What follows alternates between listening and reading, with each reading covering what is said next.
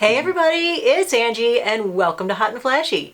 In today's Foundation Friday for over 50s, we're going to be taking a look at Physicians Formula Healthy Foundation. This retails for $14.95 for 1 ounce. You can get it at the drugstore and it comes in 16 shades. This is supposed to be a long-wearing, medium coverage, satin finish, lightweight, breathable foundation for all skin types that is fragrance-free, paraben-free, and vegan and cruelty-free.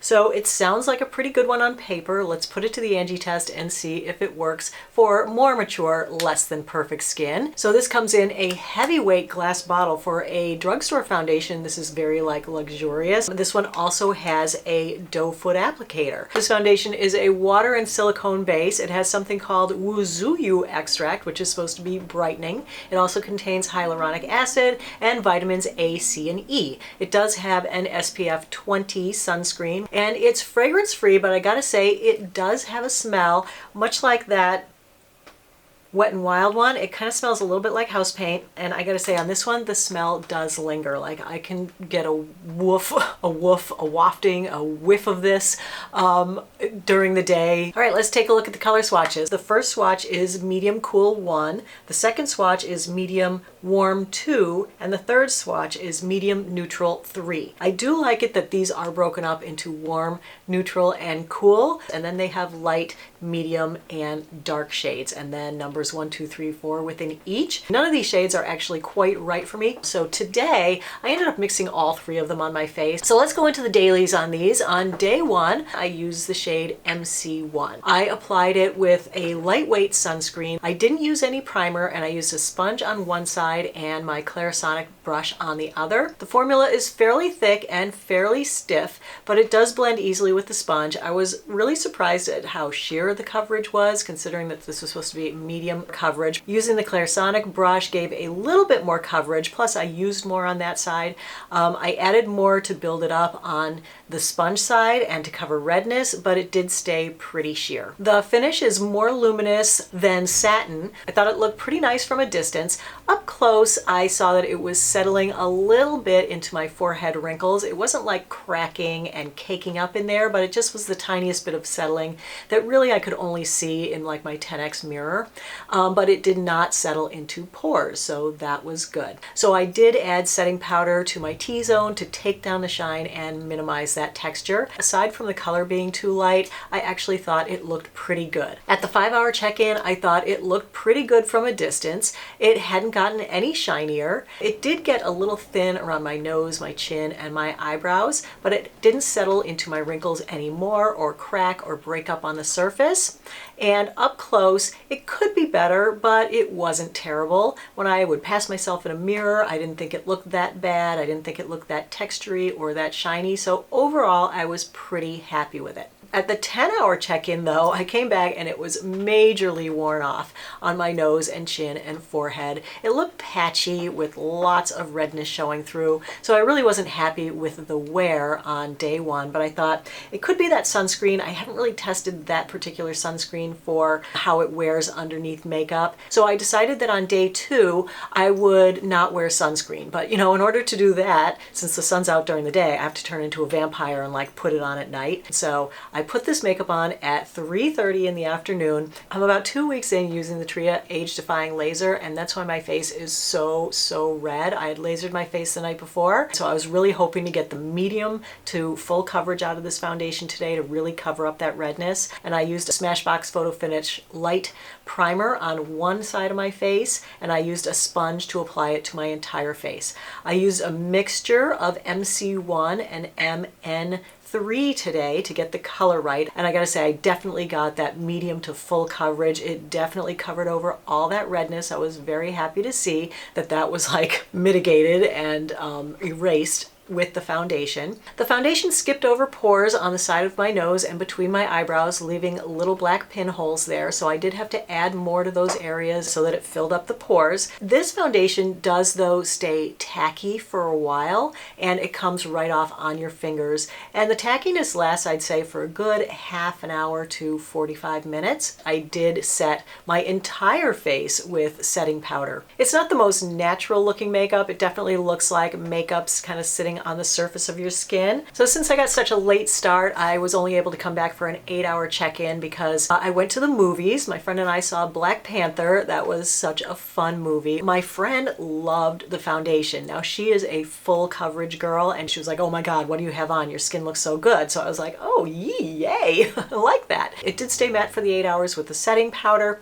It lasted about the same on both the primer and the non-primer side. So as usual, it was getting a little thin around the edges of my nose, my chin, and around my eyebrows. Overall, I thought it looked nice. I didn't think it looked as fantastic as she thought it looked, but you know, I was pretty happy with it. For those of you who actually like a luminous finish, I decided not to set it today. I put it on with my hydropeptide sunscreen underneath. I used the Wet n Wild matte setting spray primer. I used the Clairsonic brush on one side and I used my fingers on the other just because I hadn't tested it with the fingers yet. On the finger side, it was very streaky and unblended and kind of patchy. So I went over that side with the Clairsonic brush. So I put this on at 10:30. It is now 1:15 and it has finally settled back to where it feels dry, it feels set. So I don't know if it was that sunscreen the first day that made it go on super sheer, but the second and third day, it's definitely giving much more of that medium coverage that I was expecting from it.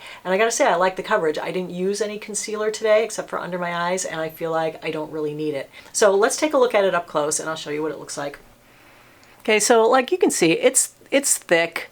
It's not quite cakey, but it definitely does have that luminosity that makes me feel like my, pores are showing, my little ripplies down here that I don't like. Hey, I learned a new name for them. Have you heard of peach pit? Really? Do they have to come up with these names for our skin? But I heard a dermatologist say that. I need a cure for peach pit, so if anyone knows one, send it my way. I want to try it. On the forehead where it's settled a little bit, it's nothing major. Let me go get my phone so we can do the phone test, we can do the flash test, and we can do the other lighting. All right, I'm polishing up my phone screen. I got a feeling this one is going to leave a pretty good size face mark on my phone. So that's long enough. Oh, big face print on there of foundation. Okay, here we'll do the flash photo. And when I take this flash photo, it is like point blank range. It doesn't give any flashback, but I feel like the luminosity of this guy, I'm not that happy with that picture because, I feel like, oh my gosh, there is my textured skin just screaming at everyone. I feel like my upper lip looks sweaty. The luminosity for me, it almost makes it look like a little bit waxy, I want to say. So I would much prefer to powder this. So you know what I'm going to do for the outdoor test? I'm going to powder one side. Today I'm using Maybelline Master Fix setting powder. I really like this. All right, here we are in the kitchen light, and this is the side that I use the setting powder on. I think you can tell this is the side that is not set and is much more luminous.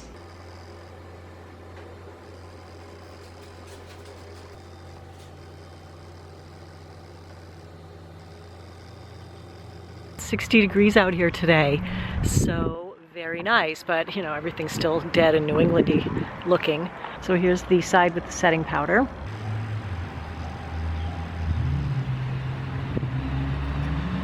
And without the setting powder. Can you believe my little puppy photobombing me there? Look at her in the background rolling around.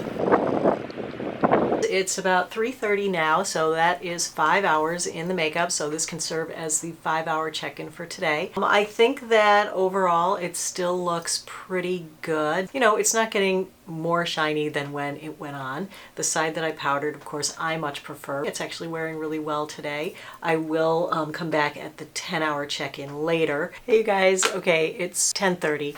So makeup's been on for 12 hours. Stayed out later than I thought I would. I was meeting my friend at 7:15 for dinner. I thought I'd be home by like 9:15. Of course, she gave me feedback on the makeup as well, and she's a person who doesn't really wear any makeup, and she was like, your face looks so good tonight. So I gotta say, as much as I am on the fence on this, apparently it looks to people very good. So take that for what it's worth. I think it does look nice. I think it's been comfortable to wear. It hasn't really caused any problems. I mean, this is 12 hours and it really is not that worn off at all. And so many of the things I test, they are just a hot mess by 10 hours. This is 12 hours and I barely have a primer on this with this. And it's still looking nice. Is it someone back there? Has she been there the whole time? Catherine, what are you doing? Are you ready for bed? This is probably one of the longest wearing ones that I have worn where you didn't have to mess around with it a lot. So I gotta say, the more and more I wear this, the more and more I like it. All right, so after wearing the Physicians Formula Healthy Foundation for 3 days, what do we think? I think that there's definitely more good here than bad. This is definitely like a good, solid foundation. So the pros on this one would be the price. It's, $14.99. The coverage is very nice, buildable. You can do it sheer if you only apply a little. You can do it medium. You can do it full coverage. It really has a lot of pigment in it, and it really covers over a lot of discolorations on your skin. It's fairly easy to apply. It goes on well with a sponge and a brush. It doesn't settle into the pores, and it doesn't contain any alcohol. And it was fairly long wearing on its own. For some people, the luminous finish could be a pro if you love that and you have nice smooth skin, but it can also be a con if you have textured skin. But then you can just powder it over and it still looks very, very nice. It does stay tacky for a little while, so if you don't like that tacky feel even for like a half an hour, then you probably won't like this. It does settle into wrinkles a little bit, and for me, I feel like it can look and feel a little bit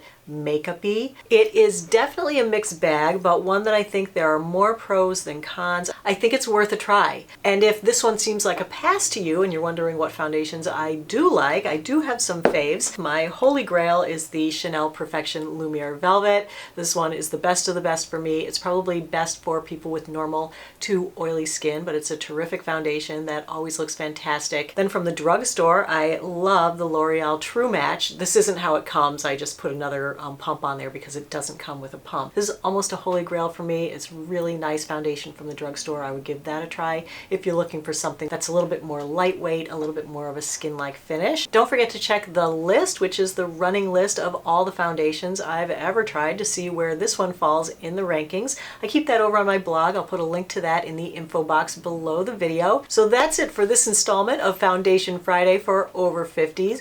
I hope you found it helpful and informative. If you did, give the video a thumbs up and consider subscribing to my channel. Thanks everyone for your time. I always appreciate your watching. So have a great day, and I'll see you in the next video. Take care. Bye-bye.